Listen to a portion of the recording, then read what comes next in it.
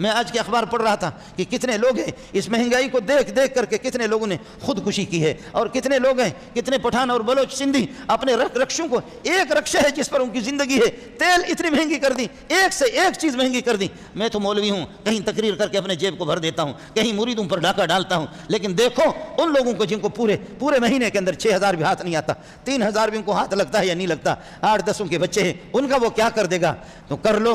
ایک غریب اور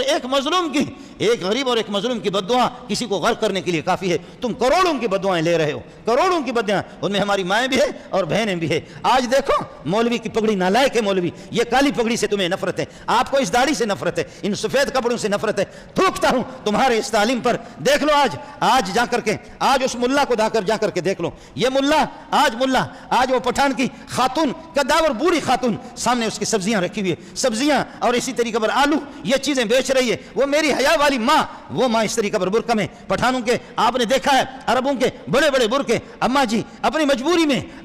مجبوری میں سبزیاں بیچ رہی ہے، اور آ کر کے وہاں سے طالبان کا ایک وزیر گزرتا ہے۔ تم کہہ ملا کو کہ ملا یہ ہے کہ ملا نالائق ہے، خدا کی قسم نالائق تو ہے، تیرا باپ ہے، تیرا دادا ہے، نالائق تو ہے، پرلے درجے کا بے وقوف اور احمق تو ہے۔ لیکن یہ ملا وہاں سے گزرتا ہے، دیکھتا ہے کہ ہماری بوڑھی ماں، آخر اس کی بے روزگاری ہے، اس کی مجبوری ہے، بوڑھی ماں خود سبزیاں بیچ رہی ہے، پیاز بیچ رہی ہے، آلو بیچ رہی ہے، اپنے گاڑی کو بریک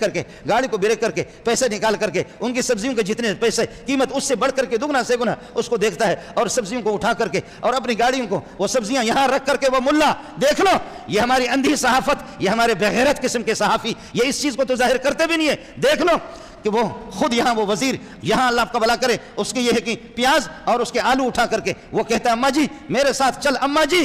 جی میرے ساتھ چل، اماں اب امریکہ نہیں رہا، اب روس نہیں رہا، اب تیرے بیٹے طالبان آ گئے،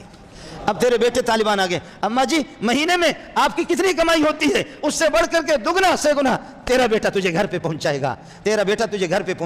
میری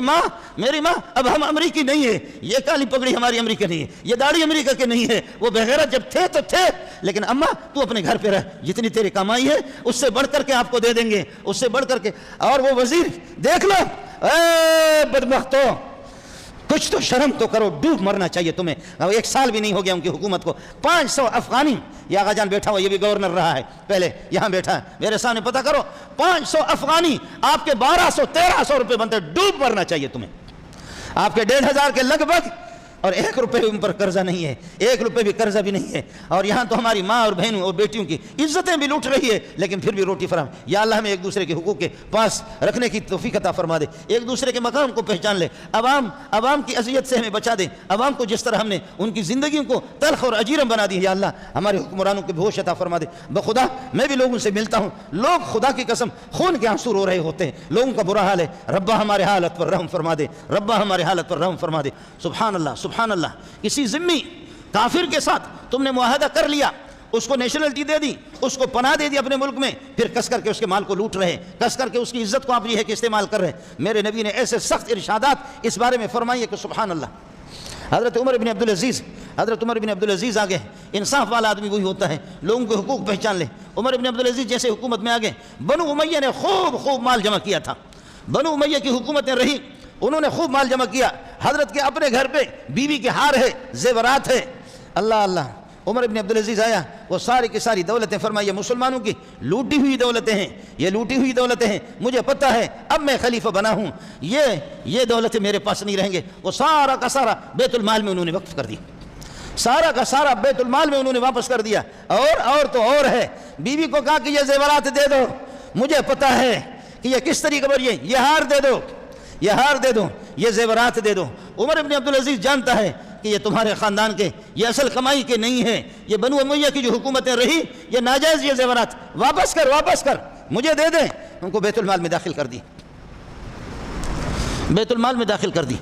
عید کے موقع پر بھی آپ کے پاس بھی پہننے کے لیے نئے جوڑے کے کپڑے بھی نہیں ہیں۔ یہ عمر بن عبدالعزیز، اور میں نے آپ سے عرض کر دیا، ملک کو اس طرح مالا مال کر دیا، ملک کو اس طرح آباد کر دیا، اس طرح مالا مال کر دیا، ملک کو ایسے مالا مال کر لیا، کہا کہ اب لوگ کسی کو زکوٰۃ لینے کی اجازت بھی نہیں، لوگ خوب مالدار ہو گئے، اور کہنے غریب بھی نہیں رہا، کہنے لگے اب اگر تمہاری گندم بچ جائے تو اس گندم کو پھر یہ کہ ادھر ادھر نہیں، دائیں بائیں اپنے جو راستوں پر پہاڑوں کے قریب یہ گندم پھینکا کرو، ہمارے پرندے یہیں دانا چن کر کے ہمارے ملک میں رہیں، کہیں ایسا نہ ہو کہ ان پہاڑوں سے پرندے اڑ کر کے آگے جائیں، کافروں کے ملک میں جائیں اور کافر یہ کہہ دیں مسلمانوں کے پرندے بھی بھوکے ہیں۔ نہیں نہیں، ہمارا کوئی پرندہ بھی نہ جائے، اپنے پرندوں کو، اپنے کتوں کو، اپنے جانوروں کو بھی کھلاؤ، ان کو بے نیاز کر دو، ہمارا پرندہ بھی کسی کافر کے در پہ نہ جائے۔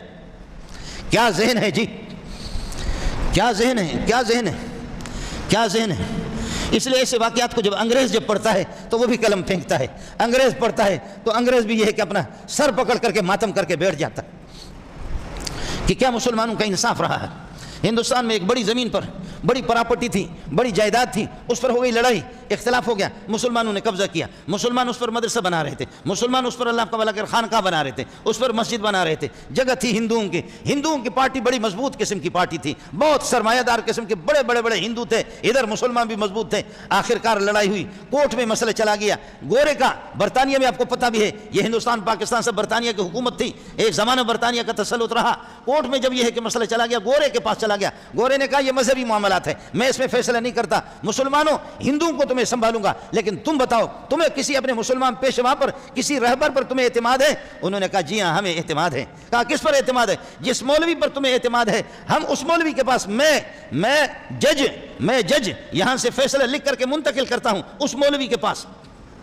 مسلمانوں نے کہا مولوی الہی بخش فیض آبادی، مولوی الہی بخش فیض آبادی۔ ہندوؤں نے کہا سبحان اللہ ہمیں بھی قبول ہے۔ واہ، ہندو بھی کہتے ہیں کہ جی ٹھیک، ہمارے کسی ہندو پنڈت کے پاس فیصلہ نہیں لے جائیں گے، فیصلہ جائے مسلمانوں کے پاس چلا جائے۔ فیصلہ چلا گیا مولانا الہی بخش فیض آبادی کے پاس، مولانا نے فریقین کو بٹھایا، مسلمانوں کو کہا یہ جگہ تمہارے پاس کس طرح آ گئی، یہاں کیسے مسجد بناتے ہو، کیسے تم مدرسہ بناتے ہو؟ معلوم کرتے کرتے مسلمانوں کے سارے بیانات اس نے قلم بند کر لیے، ہندوؤں کو سنا، ہندوؤں نے بھی اپنے بیانات سنائے، اس طرح یہ زمین ہمارے پاس فلاں ایک موروثی ہمارا ایک موروثی زمین ہے، کئی سلسلہ یہ زمین ہمارے پاس رہی ہے، مسلمانوں نے ظلم کیا ہے، یہ ثبوت ہے، یہ ایک زمانے کے فلاں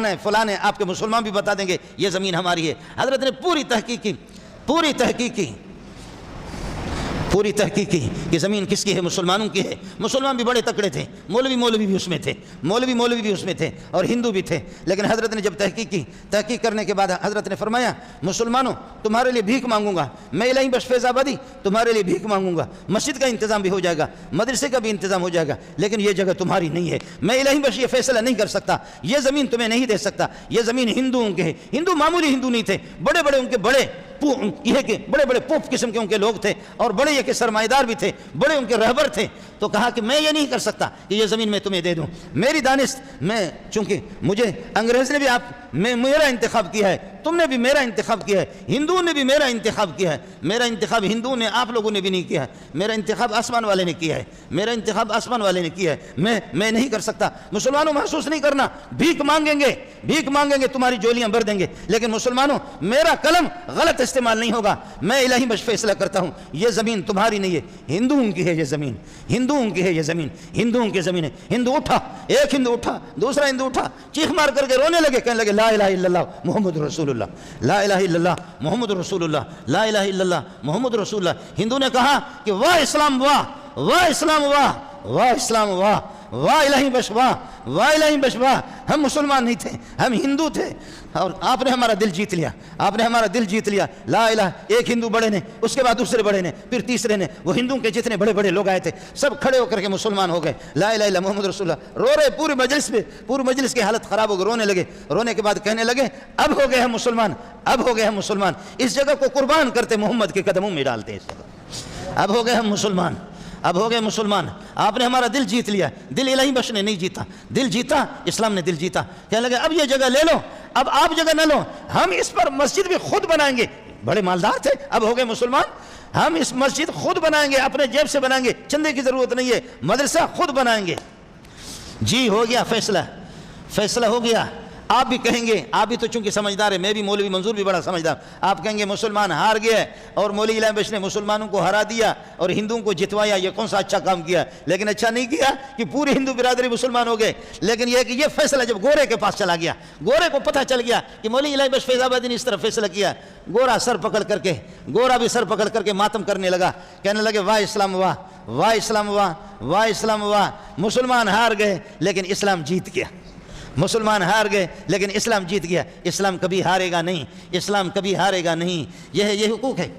یہ حقوق ہے، اسلام نہیں۔ کس طریقے پر؟ اس کی اجازت نہیں دی ہے کہ ہندو کی تم اس بنیاد پر کہ ہندو کے حق کو مار کر کے مسلمان کو دے دو، نہیں نہیں۔ اسلام سلامتی کا مذہب ہے، اسلام ہندو کو بھی سلامتی عطا کرتا ہے، سلامتی بانٹتا ہے۔ اسلام سلامتی ہے، جانوروں کے لیے بھی سلامتی کی ترغیب دی ہے، درختوں کے لیے بھی سلامتی کی ترغیب دی ہے، ماں کے لیے بھی، بہنوں کے لیے، بیٹیوں کے لیے، بھائیوں کے لیے، باپ کے لیے، رشتہ داروں کے لیے، عزیز و اقارب کے لیے، پبلک کے لیے، عوام کے لیے، یہ حقوق اسلام ہے۔